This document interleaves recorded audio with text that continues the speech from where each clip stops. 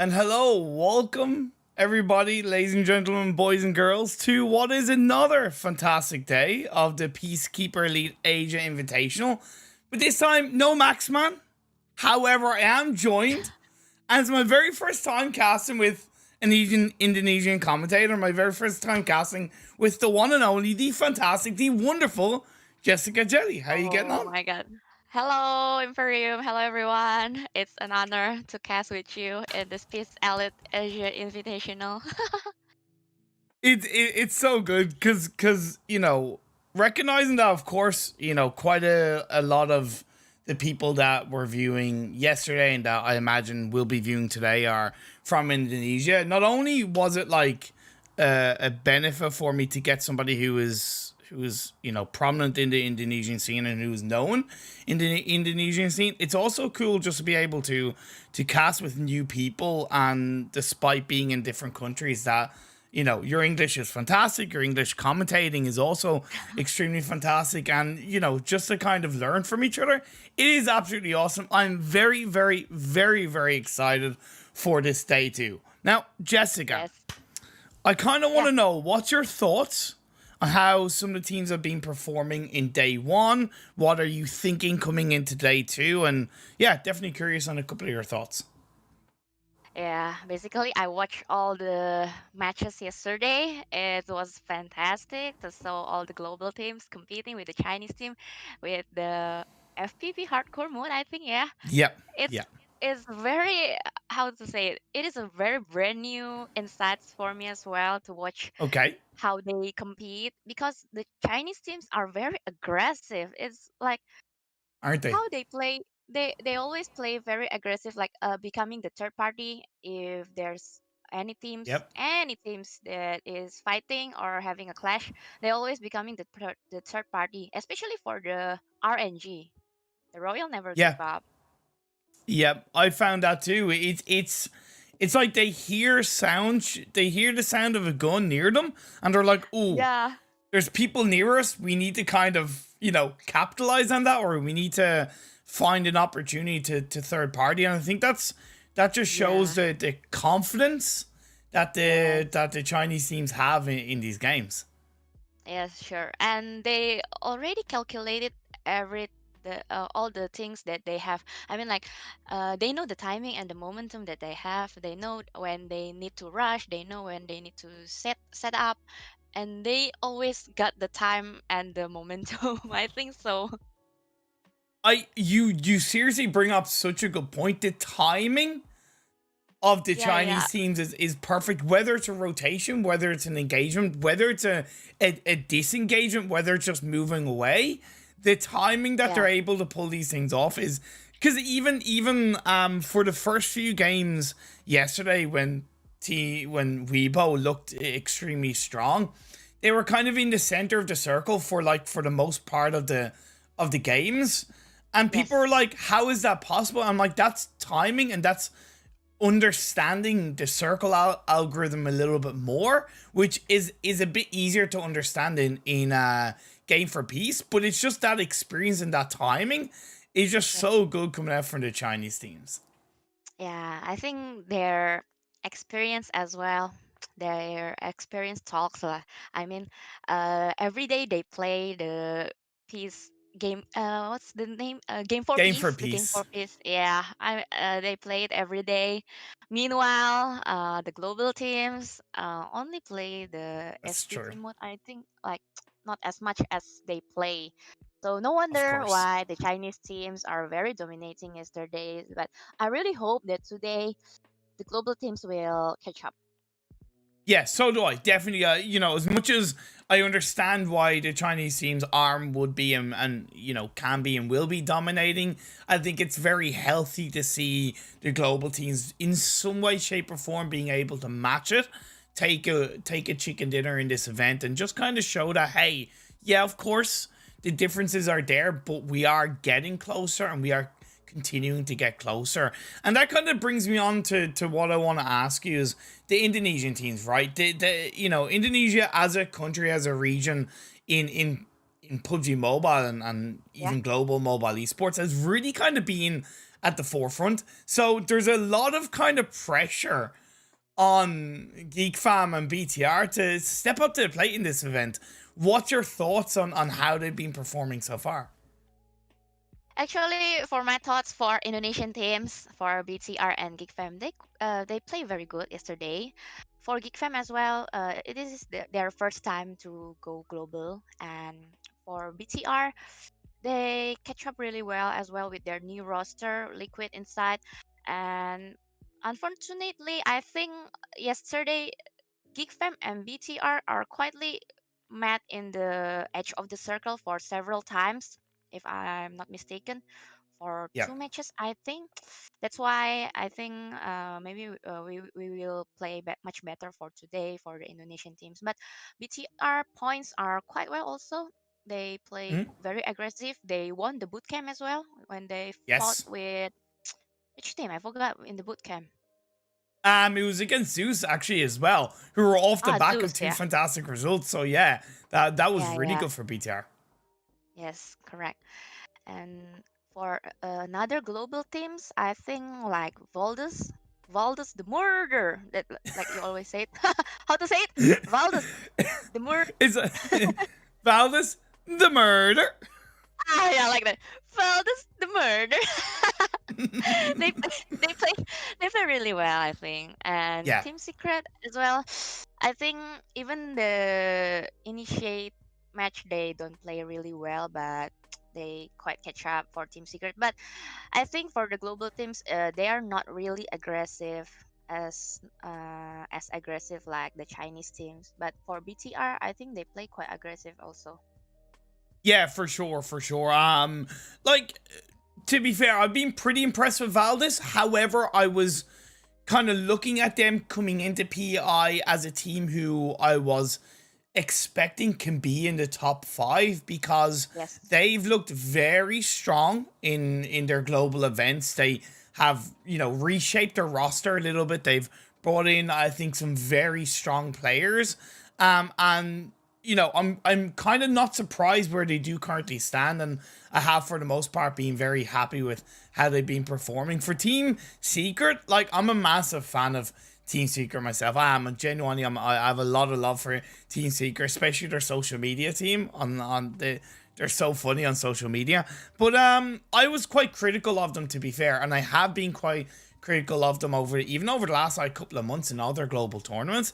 But I have to say credit where it's due. They have improved kind of slowly, and they've been silently getting better across the 5 games. Where okay, they don't look like dangerous. They don't look magically aggressive, but at the end of the Yeah. day, they have gotten a sustainable amount of results where they Yeah. do Yeah. lie pretty nicely in the standings.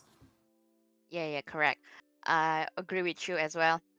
They don't look really scary as well, but yeah, they tried their best, and I think the point also. But for Power 88 as well, Yeah. not really as aggressive as they played in the Thailand PMPL, but they play well because Yeah, maybe I think because of the mode as well, from TPP to FPP, from the third perspective and to the first perspective, I think they need more adapting with the gameplay as well. for sure. Like, that's the one thing that because I watched at least at the start of the PEL season 1, I did watch a lot of the games, and the biggest thing I noticed in Chinese teams compared to global teams, even when you strip away FPP and hardcore mode, like when you just, the biggest difference is the confidence Chinese teams have when they're playing in Yes. game is so much higher, simply because of the fact that when they do play, it is FPP and hardcore mode. So when you do go for it engage, when you position, you have to be confident that where you're going, Yes. who you're engaging on, that you're going to come out on top, that you know what you're doing. Whereas in TPP, you're kind of allowed that time to not time of forgiveness, but you're able to use that other perspective to get extra information before you move. Whereas in Yeah, FPP yeah, mode, yeah. nah, like you're kind of on your own in that sense, and that really shows in the confidence level that Chinese teams have compared to global teams. Yeah, I'm totally agree with you about the FPV mode. You have to be very confident. If you want to rush, you need to be 100% commit if you want to rush. And if you want to disengage, you must be very, very commit for disengage as well. You cannot be 50-50 because basically what I saw yesterday, maybe for the global teams, not the Chinese team, Yeah. they not really confident for No. committing to rush or engage into one compound or maybe one area as well. Um. Sorry, I was just checking the message. Yeah, you're dead Yeah, right. There is that kind of lack of confidence there, but hopefully because yesterday was kind of day one. I wouldn't say the day one jitters, but you know that kind of like, okay, we need to find our feet. We need to find how we feel across these 5 games, and we need to kind of know where we stand, because even though the teams have spent a couple of weeks, you know, practicing and participating in scrims, that's never really the proper test, right? That's never really the proper indication of where you stand. Day one, yeah, that's where teams will get an idea. And hopefully day two, teams like Geek Fam, Warriors as well, Reject, and of course in the middle of the pack, Dingo's Team Secret, Valdus, that they kind of show a little bit more and they are ready to kind of puff up their chest in a strong way. yeah, yeah. Hopefully they will catch up as well for today. Because that like you said before, it is not really the task for the practice for just like 1 week 2 week. This is the real task in these 3 days. They must prove that they can they can compete with the Chinese teams as well. Exactly. Like, because you know, I don't, I don't think it's as much. Maybe, and here's the thing, right? We're commentators and we do play the game as well. But Yeah. have you ever played? You've never played Game for Peace, no? Not yet. For the Yeah, game for I peace, I never played it. yeah, I never played either, and that's the thing. Like, to be fair, we don't know how much different it is to actually play the game, right? Yeah, yeah, I correct. imagine it might not be that different, but who knows, right? Who knows? It could be actually kind of a little bit more, because you know the players' fingers and layout and everything about how they play the global version is Oh, yeah. tuned into their head. Where when they go to a game that looks the same but is kind of completely different to play, that can take a bit of time to kind of retrain Oh, yeah, your yeah. thought pattern. So The reflect as maybe well, right? exactly, maybe it is a lot harder to play compared to the global version. I would like to think not so much. However, I'm not a player. I haven't played the game. So, it could be pretty challenging for these players and these teams. Yeah, of course. It's gonna be very challenging, especially for maybe some teams that this is for their very first time to being in a global championship, like Geek Yeah, Fam, Eagle Esport. I think so. I think this is their first time to competing with the global teams as well. pretty But much. for Pretty much. some teams like Valdus, Power 88, Bigetron, Red Alliance, Team Secret, Reject Scarlet, Zeus, DRS, I think uh, they already have the mentality to compete in the global championship. So for every team, they have their own challenges, I think. For sure. And you know, Geek Fam, and I think this is overall as well part of the wider aim of bringing like Chinese teams with global teams together, whether it's in the global version of the game or whether it's in the in Game for Peace. I think the wider idea is to give teams and players a chance to gain more experience that is then passed on, down the line of national level to club level, etc. So this is like for a team like Geek Fam, who've, in my opinion and from what I've seen, has proven a massive way of, with their lack of experience, they've still proven themselves in a big way. This kind of event, doesn't matter where they finish, this is still really huge for their experience and for their suppose their opportunities coming later on in the year of the global version, right? It really will allow them Yeah, to yeah, hopefully become better in the game overall. yeah. For Geek Fam, this is the highest achievement for this year, I think, for them Yep. to win the tickets to the global siege later for the PMPL and going for the Peace Elite Invitational also. It's going to be a very good experience for them to gain more insight for the game itself, and I think for the skill as well, for the hardcore FPP mode, Yeah. it's not easy, right, to just playing with no what is it on the minimap, the signal on the minimap, Yeah, no hardcore. indicator. Yeah, no Yeah, indicator. yeah, No, yeah. yeah. The fire Yep. indicator, we cannot see the fire indicator. You Yep. really rely on your hearing, your listening Yep. skills. Yep. And even more, you don't know if when the car coming, is it already very far away or not. You just only rely on your listening skill as well. Okay, so let me actually turn the volume on in this game. My apologies. So we're going for the game. Yes, and the good thing is that because I actually have a somewhat proper clean feed, there's no sound of Chinese commentators, so I can kind of Oh, turn the game volume up. And it's just us that the audience are hearing, so that's pretty good. Okay, so Playing Pastor's pretty good. And Jessica, I actually kind of forgot to ask this before we went live. Are you more of a play-by-play caster, or are you more of a analytical caster? for Indonesian, I can do both, but for Okay, English, I think I'm going to prefer to choose for the analytical because cool, I no cannot problem. cast in English too fast, you know. Because Oh my god. when I cast, yeah, yeah, because when I cast on English on the first season on Indonesian PMPL, I cast it very slowly, not like in Indonesian language. If Indonesian language I can do very fast. I understand. I totally understand. Okay, that's fine. So you'll be the analytical side. I'll be the hype man in this one. But Yeah, you right got off it, the man. bat, right off the bat, RNG have gotten a couple of kills onto Reject. It's only one kill, but it's still a good start for RNG.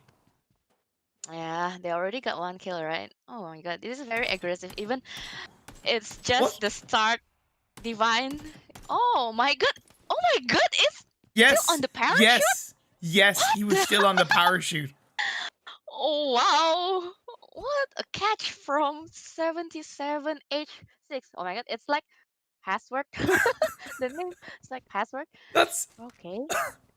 That's so cool. Okay. What a start. Okay, so the phase on circle, Jessica, that was more on towards the southeastern side of the map. It was kind of complementary to the playing path, but what's your thoughts on how these teams should be kind of rotating and even the timing of their rotations as well? Yeah, they know the time. They know when they need to go and rush.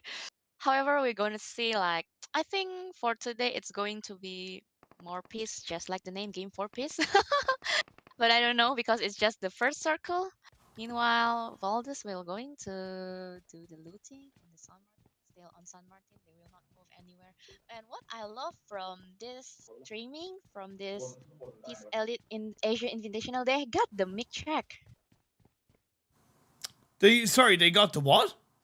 The mic check, the screen you saw before when the four-player screen on the left Oh side. yes. The mic check. Indonesian people said it is like the mic check because we can hear what they Oh, say on the in game. So we said it mic check, mic check. I think it's mic check. I think that's kind of a Oh yeah, mic check. Yeah, yeah, correct. Sorry, people just asking me to turn the volume up in game a little bit. I've turned it up, guys. Thank you for letting me know. But this game is starting off. Reject, they dropped in Chumisera. It's where they like to drop, to be fair. Reject have known to drop there for quite a while. And even though they're an evolved roster since we last saw them in the PMWL, no doubt that they'll be able to do something from this area. They have a really solid entry point into the circle as well, to be fair, from Chumisera, because it is on the southern part where less teams tend to maybe land super close to each other, and they can use that high ground to kind of move into the circle without any real issue. Yeah, and for the Power 88, oh, they do the split, I think. 2 more players, I don't know, and I haven't saw it. Today gameplay, I think it's like more calm, more peace, rather than yesterday. And I think that makes sense because there's a level of stability in the teams kind of knowing really more about each other in the competitive games, right? And we even saw that coming into the last game yesterday, where we had 15 teams up by after 10-15 minutes compared to the other games yesterday. So it's I think it makes sense that we are seeing a much calmer game one of this day too, and that makes me more excited coming into the mid stages of the game, where we'll see teams obviously collide closer together, phase 2, phase 3 onwards. Yeah, and it is a very fast rotation for BTR. Also already do the rotation. I think they from Pecado, right? For BTR, it's just like 5 minutes loot, and they already do the rotation. Meanwhile, other team I haven't saw it, but I already heard some tapping or the firing from another side. This is the Huya team. They drop in the Impala. This is Impala or Puerto? It's Impala. They dropped in Impala. Right? Yeah. I found it kind of a little bit more difficult to remember the names of the compounds when they're in Chinese and they're not in English. It's like you know them, but it's like you don't see them in English, so it's just a tiny bit harder. Like, wait, is that Impala? Is that Puerto Riso? Yeah, correct. But indeed, they've landed them in Impala, so that should be pretty good for them to see. But as teams are starting to rotate in, we do still have DRS in the blue zone. The way the blue zone in Game for Peace, it does work a little bit differently, so it tends not to be too stressful, especially in the early parts of the game for these teams, utilizing the blue on their rotation into the circle when they're staying safe. Multiple vehicles from these teams in Miramar is always going to be perfect, because the vehicles can get stuck, right, Jessica? And if you have 3 or 4 vehicles, one gets stuck or one gets caught out, maybe nearly blown up, you can move to another vehicle. Yeah, we really need the vehicle for Miramar as well. I think 1 for 1. If you got only 2, I think it's going to be very challenging as well for your team. Because basically Miramar is a very open field as well. No grasses and very little obstacles. That's why you really need the vehicles to make some forting at the end of the circle later.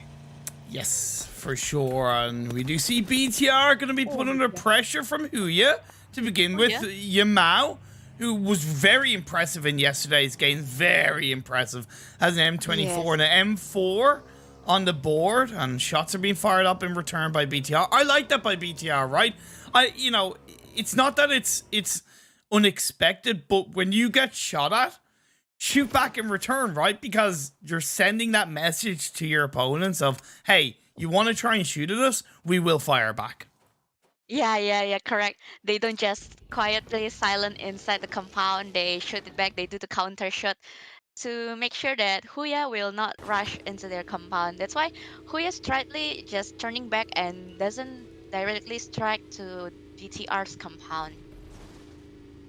Next circle obviously has shifted down quite heavily on the southwest. So Los Leones is really a massive part of this phase 2, and that makes it a lot trickier for these teams, to be fair, Jessica. Yeah. I think this is very early rotation that all the teams did. Look at Weibo. They're really objective. They don't care about Huya at the backside. They just straightly, directly going inside the circle. I think for Weibo, they playing more objective, like not like RNG. RNG is like more Okay, they choosing more killings rather than the positioning. fair. If you Yep. realize it. Yeah, I've observed that myself, and you know they'll still obviously play a little bit for position, but I do agree that the objective focus from Weibo, especially in the early Yeah. game, has proved to be extremely strong. GEEK fam though, the Indonesian side, Aldino gets a couple of shots off, does knock out one of the wheels off the buggy of Lapis. That's gonna slow him down even more. He does cover behind the rocks. That's good by Reject. Together they are as a trio, so it's good kind of cover fire that Reject should be able to pull off on the GEEK fam, who are currently on a 2-2 split. Good 2-2 split by GEEK fam as well. Very healthy either side of the road. Yeah, they directly push away the Reject Scarlet, and Reject Scarlet doesn't have the courage to fight with the Geek Fam. It's quite, I mean, it's quite different from yesterday, where everyone will going to have a fight in the early circle. Oh, look at this skin! Oh my God, I I know, really like right? it. That's Look at the the skin. one thing. That's one thing I'm like super jealous of it in the global version, is that, like, you know, we don't have super cool buggy skins and car skins like they do in Game for Peace. Oh man, I wish we had those. Yeah, the skin for the cars also, I really like it. All the skins are like really modern skins. And look at Zeus. They're also quite aggressive. I think Zeus, they already collect 48 points. This is a very good start for Zeus. Like yesterday, they can eliminate one or two teams in the very early game. And for today, we don't know. We're going to see it later. This is very different from yesterday. Yesterday's game on Miramar, on the first circle, on the second circle, there are already like one or two teams eliminated. Yeah, this is so quite moving into phase 3. That shift. Okay, it's another southwestern shift. So it does put even more pressure on the teams who are up and towards the north and the northeast specifically. Team Seeker on the north, but the shots are being fired up. K2 is knocked down from GEEK. GEEK fam as Huya are going to be engaging upon them. No, actually, K2 is indeed going to look to stay alive, is more than towards the sidelines on the 74. Gonna try and change up, cook up that grenade. Great play by K2. I thought K2 was knocked down, but he's just low in health. However, 74 is gonna get that knock with a grenade onto Moore. Stop him down, but Aldino's gonna join up in time. Will that be the play? Aldino's gonna look for the shots. Hugo's gonna be one hard man to take down, but he does find it. Great confidence by GEEK fam. Great timing, solid synergy. Now it's important that GEEK fam do get the revive at the right time. 74 is kind of on his own, so he's going to try and move away. This is so good from GEEK fam. They're already on 2 kills. They're looking to take out Huya, currently third in the standings. Much better start for the Indonesian side coming in this game 1 of day 2. They're looking to send 74 back outside the circle, maybe into the lobby, but he's going to get away with it for the time being. That's good. Wow, what a clutch. What a game. It is very good how Geek can push away the Huya team. Remaining one last man standing, he will just run away to get more placement. I think for Huya, because they already collect 60 points, they don't want to lose any chance for this game, for this day as well. So I think it's a wise choice for 74 to run away to save their placement points. Yeah, And play for survival. yeah, cool. I really agree with that. But for this game, I think for the survival and the kill must be very balanced, because the chicken dinner only got 12 points, right? Meanwhile, for the kill itself, for the first until second circle, we can get double points. Yep. Yeah, you can. You get 2 points per kill for the first 2 circles. So you pick up a squad wipe. That's 8 points. You know, at the start of the game, that's basically 4 points away from a chicken dinner. So indeed, sometimes balancing those kills and placements is a little bit more important. But playing on the edge of Los Leones, you have Eagle Esports and Valdus, the murder. Of course, the knock came through on the Valdus. But he was revived up. A little bit of a spread. Valdus holds on to currently as BTR gonna have Warriors coming very close by. Rising chucks out and Molotov looks to now reposition, but he's under a little bit of pressure. Back behind the building he's gonna go. Zuxi gonna hold onto the high ground. Luxie across the road is absolutely fantastic. And that next circle is a ping pong shift up the northeast with Los Leones massively in play. Okay, for the circle like this, I think it's going to be a long fight, but not really, because this is the FPP mode, right? Because usually in TPP mode, when the circle bouncing to Los Leones, you know, it's going to be a very long fight. But for FPP, I think they need to open their body as well to get some fight. But look at BTR setup. They know in front of them they got enemy, one team. But just be careful with Weibo. Weibo can be there, another third party as well. And that's the thing, like, we're getting at the point in the game, phase 4, still 14 teams, 53 players alive. It's like that dam is going to be broken, right? And all the water is just going to flow out, and the water being third party, being kills, being bodies hitting the floor. So if you're going to go for an engagement, you kind of really have to pull it off now. GEEK fam, they're actually going to be the ones at third party. They get a knockdown onto Warriors. Yeah, somehow GEEK fam got the chance to become the third party. One grenade already connect. Junie got knocked, and oh, what spray? Tom's literally broke the car, but oh my god, there's a counter shoot from Forest, I think, or Fabian from Sung. It was Forrest from the high ground that was able to take a couple of shots off onto the members of GEEK fam just to slow them down a little bit. To be fair, GEEK fam are not in the circle just yet. Forrest has to make sure that he does not get knocked down because he is currently the anchor point for the rest of his team inside the circle on that higher elevated position. If he goes down, that makes it a lot harder for the rest of the team to enter this circle. Weibo, though, from behind, or even looking to kind of third party this one. And all the while, BTR in between are not making too much noise. They're maybe waiting for the opportunity to pounce, to strike, to kind of third party to third partiers. Okay, because it's very compiled in here, lots of teams. There are also, oh my god, there's also Reject will join the fight as well from behind, doing the backstab. Aldino got shot, but fortunately they still can run away. But look at the grenades, oh my god, it's going to be a very long fight over here. Lapis got the spray on one person. Oh my god, this is very chaotic. It's chaotic, but I love that from Reject. Very confident playing together. And that's the thing, they're playing together as a trio. There's nobody on their own. It was all as a unit, and they're going to take that kill, and they're going to back off as well. It's like, yep, we've got what we wanted. Let's move away. GEEK fam, you stay where you are. Good opportunity from Reject. Yeah, they literally like a ninja, just kidnapping one person and then run away. And then look at Weibo. They already having this compound. They already move away from the open field, from the open fields, from the higher ground. They move into the area, but BTR already moved away also.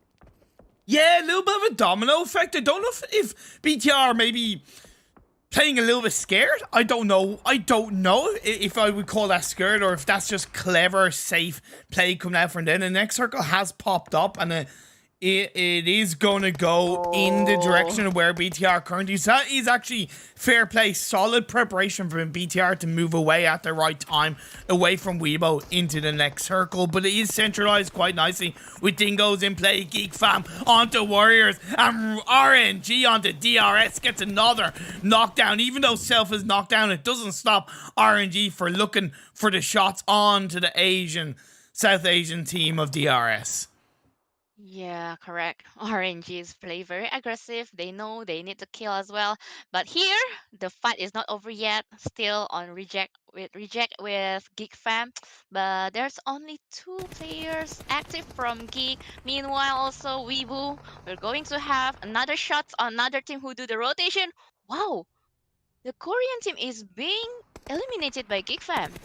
Yeah, Geek Fam, despite losing a player, it's not stopping them from taking a couple of shots off, and they're even going to get a little bit of sweet revenge on the rejected knockdown onto Sarah. However, Katu and Thomas together on half health together, they're going to take on the current leaders of the pack, Weibo Gaming, Ming. In the PEL, he's known as Min Skur. Let's see if he can scur his way through the shots and through the members of Geek Fam. Even finding another kill on the reject in the backline. That's going to leave Mort on his own. And Katu, he bit off more than he could chew. And Mort, he's going to have to try and prone down. This becomes very risky for Geek Fam and incredibly hard for them to get out of. Down on the underside of the truck that is yet to blow up. It is smoking. You have reject. You have Weibo. Luckily, reject Oh my god. aren't really pushing these because they know Weibo is there to kind of take all of these players down. Yeah, we will once again the Chinese team become the third party, and I think they will success again on this third party. Look at RC Duelo. Last man standing with a very low HP, and that's it. Another third party from the Chinese team. Like Wow. it's just they Wow. move across, they sweep through, job done. I don't know what's up with the feed. My apologies. There seems to be a little bit of a okay. I don't know what the hell is up with the feed. I apologize if you are sensitive to flashing graphics. My apologies about that, but it has gone away. Yeah, great play by Weibo. They're already on 7 kills, but inside the compounds of Los Leones, Matoy from T-Seeker peaks. Godless gets a shot, headshot as well. And Matoy, be careful where you're peeking, my friend. Yes, that's a very fast counter from Zeus. But for today game, I think still the Weibo team, only Weibo who already got 7 kills. Meanwhile, the other teams not really aggressive. It's just like 4-2-0 even. Yeah, not really too aggressive. A lot of teams with 0 kills so far. There's still 40 players left in the lobby. The good thing is that because of these circle shifts around the Los Leones areas, that there's a lot of full squads left, right? The majority of the teams, actually all of the teams have a full squad up except for RNG and DRS. And even in saying that, DRS still have 3 players up. So we are going to see some pretty hefty full squad fights going on as the next circle does kind of center up quite nicely, but it's outside of Los Leones, so it's going to put a lot of pressure on the Dingoz, Team Seeker, even kind of Zeus, even though they are on the edge of the circle. Yes, correct. It's very compiled on the Los Leones compounds, and Zeus also just trying to do some predict shot, I think, towards their neighbors. And all of the teams are doing some regroups, not much doing splits. I think BTR still 4.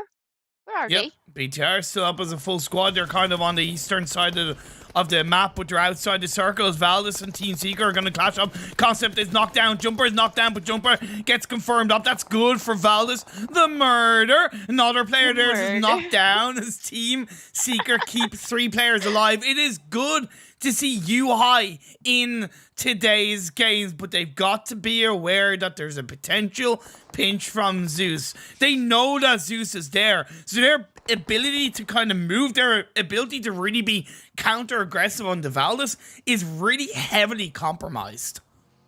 Oh, yes, correct. Because look at here now, the RS also going to rush on RNG's house. RNG, last man standing, XZ1 already put the grenades out, but he needs to do another setups. I think it's going to be a trap over here, throwing the grenades out, but not connected. Still another trial on the grenades, but he going to, wow, throwing from the second floor? Okay, Yeah. it's like Yep. 200 IQ gameplay, I think so. Look at that! Spraying Oh. from the second floor! Oh my god, it is very, very dangerous for this last man standing from RNG. XZ1 is trying to defend himself inside the compound, running away with the three-man squad is pushing in now. XZ1 still trying to defend it alone. All he can do Look is at just try and slow them down, move them around, and hope that the DRS and somebody get third party. But XE1 finds Mr. Burrow. How about Mr. Goodnight Sweet Prince? As XE1 looks to keep his game alive, he confirms it. And although I like the fact that it was a good trio push from DRS, it feels like they got to a point of being aggressive and they slowed down, and that allowed them to get countered in some way, shape, or form. For the time being, a low ball nade is thrown out there. He does have a Molotov playing on the balcony, but a little bit of a third party is putting XE1 into a low amount of health. It's HVNB in the backline, puts pressure. Mafia Boy goes down. He's bleeding out. Guy Alzen is left on his own. DRS, they came into this fight 1v3, ripped apart, but Ming from Weibo Gaming, my god, the third party once again from Weibo is undeniably strong. But we move on up as Team Secret going into Zeus. Okay, Team Secret, I likey. I very much likey in towards the building of Los Leones. The next circle continues to shift up on towards the northeast with the edge of Los Leones and play those juicy buildings, including Dingoz, Valdus, Zeus, and Team Secret. But Valdus, they're the ones that really have to move, and they've got nowhere to go. Yeah, Valdus is in a very hard positioning, I think so, because he needs to eliminate lots of players in front of him. Meanwhile, 2E already gets inside, more inside, and look at that from Dingoz as well. Oh, very low HP from Goddard. Almost got the knockout, but not yet. From Pemburu, still trying to hunt, like his name, Pemburu, is hunting as well. And 6! Oh, really 6. He's still maintained to dodge the spray from Pemburu.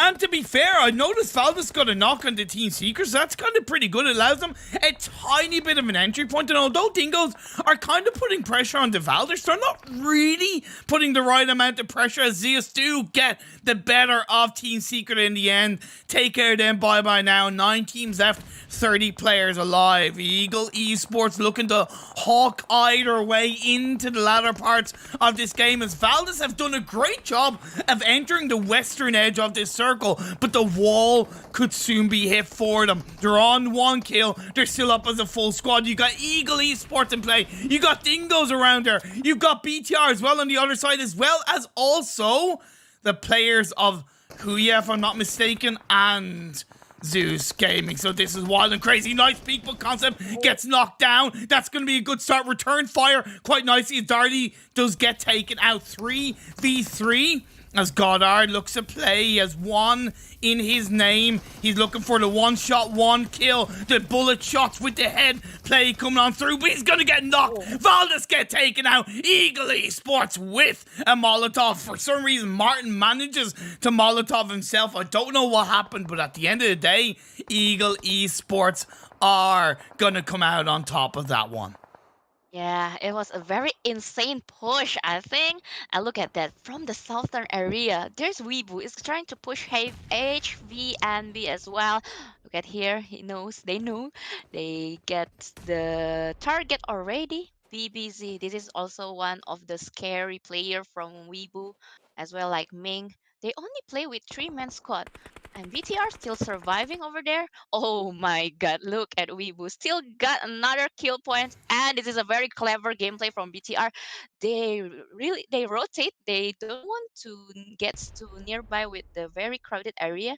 They also do the split as well. But look at here. Z9 will going to eliminate Frankie. Like, they were coming into this game on 99 points in 5 games, just under 20 points a game, and they're already on 12 kills.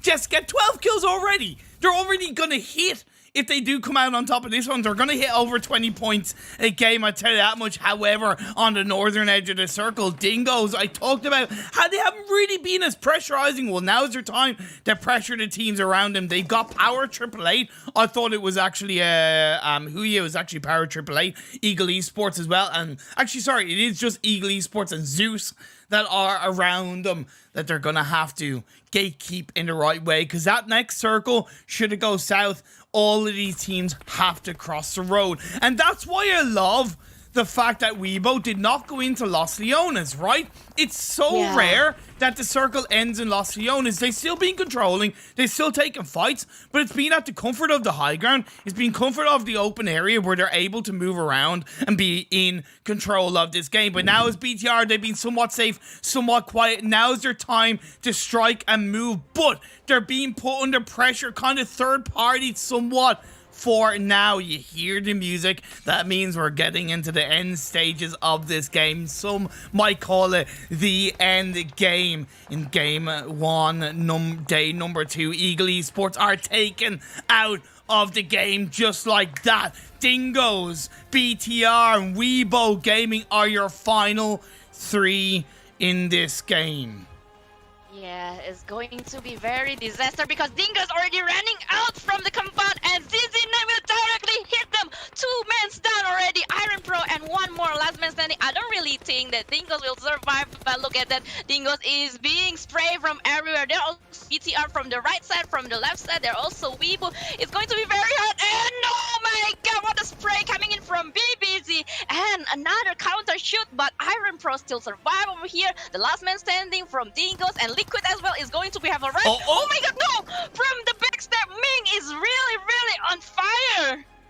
So good from Weibo Gaming, taking 2 fights at once, but fair play to Pembaru and Iron Pro, but Pembaru is going to go down. Iron Pro is on his own. Can he be the pro in this game as he's going to look for the knock, but Weibo come in. They get the jump shot off. They get the jump shot off. They take this game 1 once again.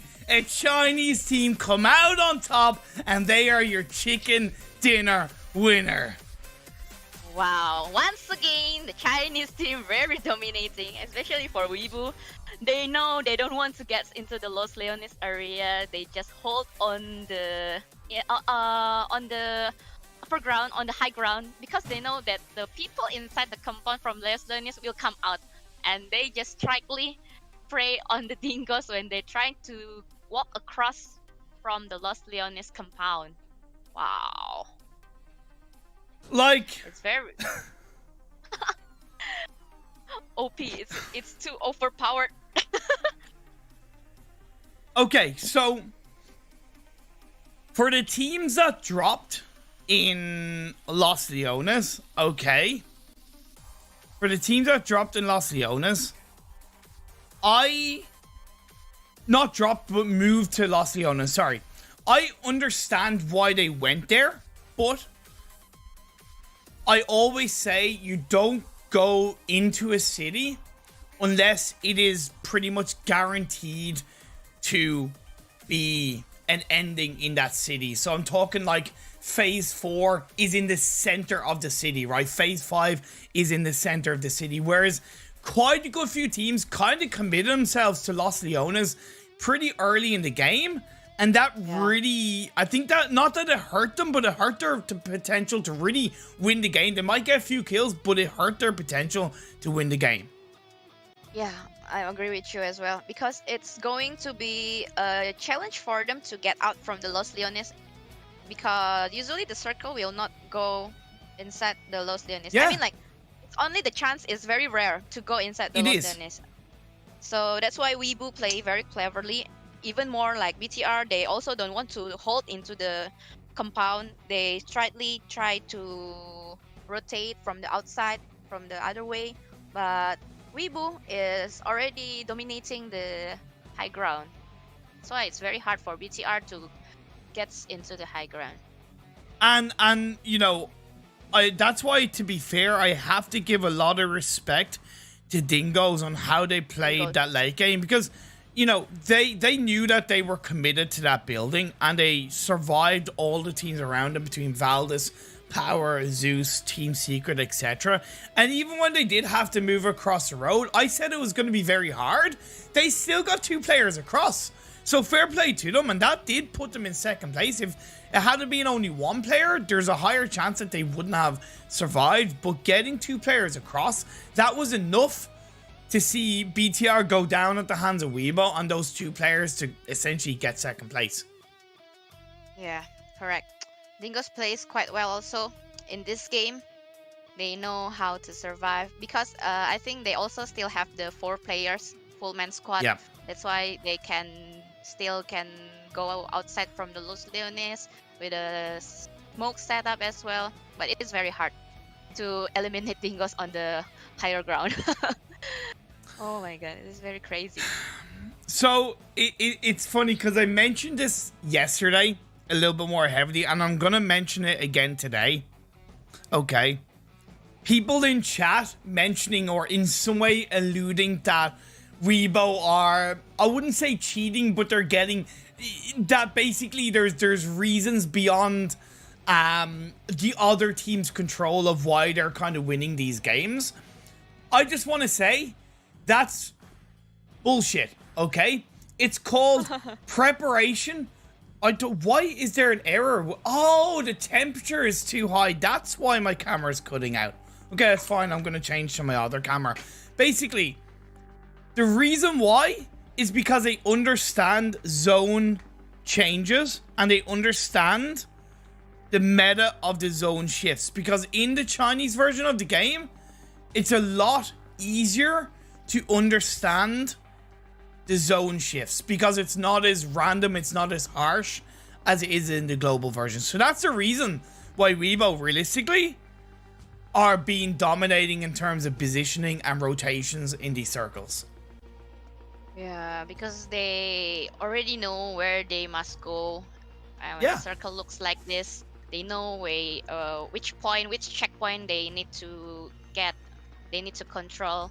But yeah, because the circle is really crazy, and look at the analysts also saying that the area is very empty on the other side. And, you know, never mind the fact that, like we said, you know, when is it really going to be the case that the circle is going to shift into, even at this point in the game, which I think was either Zone 3 or Zone 4, the circle had shifted away from, like, half of Los Leones, so the possibility of it ending in Los Leones is incredibly low. And that's why Weibo played on the edge of circle, because they knew that they had much more potential to exit away from their current position and move in towards the next phases. It's perfect positioning by Weibo. Yeah, correct. It's a very, very good position. Meanwhile, everyone is compiling on the area on the south right side. On the 5 p.m. area. 5 p.m. area. And this is the fight moment that I really like from Weibo, again becoming the third party. They hear the sound, they hear the fire sound, they're directly just rushing in.